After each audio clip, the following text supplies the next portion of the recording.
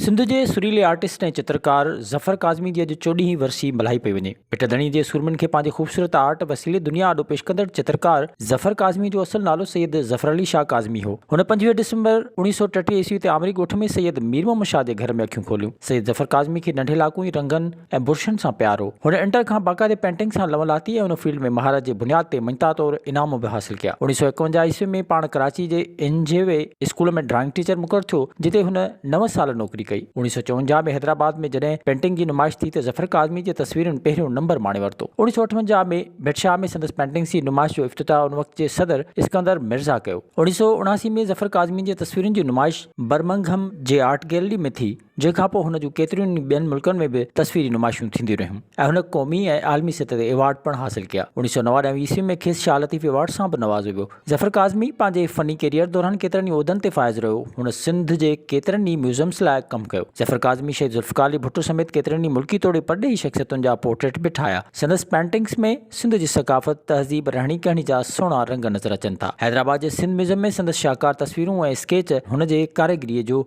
चिटो सबूत पेश करे रहिया आहिनि। ज़फ़र काज़मी जे कमु करण जो दायरो एतिरो त वसी हो जेतिरी सिंध जी 5000 साल तारीख़ आहे। हुन जी चित्रकारी में सिंध जा ॿेला, झरझंग, माल चारींदड़ चंग ऐं बोड़ींदो वॼाईंदड़ मेहार, उन्हनि जूं मेहूं, मल मलाखड़ा ऐं ख़ुशियुनि जा मेला आहिनि। हुन पंहिंजे फ़न खे ओज ते पहुचाइण लाइ लतीफ़ जे सुरमियुनि जो सहारो पिणु वरितो ऐं लतीफ़ जे बेतनि खे पंहिंजे इनफ़रादी स्केचनि जो रंग ॾेई दुनिया खे सिंध धरतीअ जो सुहिणो रूप ॾेखारियो। सिंध जो ही सुहिणो आर्टिस्ट 12 जनवरी 2007 ईस्वी ते हिन फ़ानी जहान मां लाॾाणो करे वियो, पर पेंटिंग्स जी सूरत में संदसि कयल शाहकार कमु अॼु बि असांखे हुन जी यादि ॾियारे थो।